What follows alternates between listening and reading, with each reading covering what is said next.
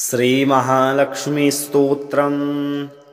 इन्द्रवाच नमस्तेऽस्तु महामाये श्रीपीठे शूरपूजिते शङ्खचक्रगदाहस्ते महालक्ष्मी नमोऽस्तु ते। नमस्ते गरुडारूढे कोलासुरभयङ्करी सर्वपापहरे देवी महालक्ष्मी नमोऽस्तु ते। सर्वज्ञे सर्ववरदे देवी सर्वदुष्टभयङ्करी सर्वदुःखहरे देवी महालक्ष्मी नमोऽस्तु ते। सिद्धिबुद्धिप्रदे देवी भुक्तिमुक्तिप्रदायिनी मन्त्रपूते सदा देवी महालक्ष्मी नमोऽस्तु ते।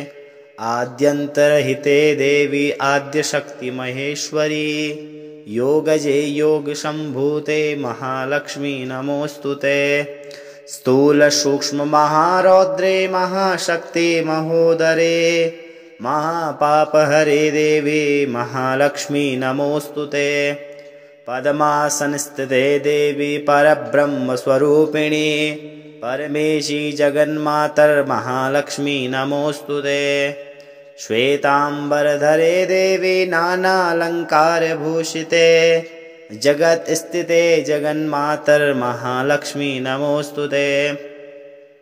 महालक्ष्म्यष्टकं स्तोत्रं यः पठेत् भक्तिमान् नरः सर्वसिद्धिमवाप्नोति राज्यं प्राप्नोति सर्वदा। एककाले पठे नित्यं महापापविनाशनं द्विकालं यः पठे नित्यं धनधान्यसमन्वितं त्रिकालं यः पठे नित्यं महाशत्रुविनाशनं। महालक्ष्मीर्भवे नित्यं प्रसन्ना वरदा शुभा महालक्ष्मीर्भवे नित्यं प्रसन्ना वरदा शुभा।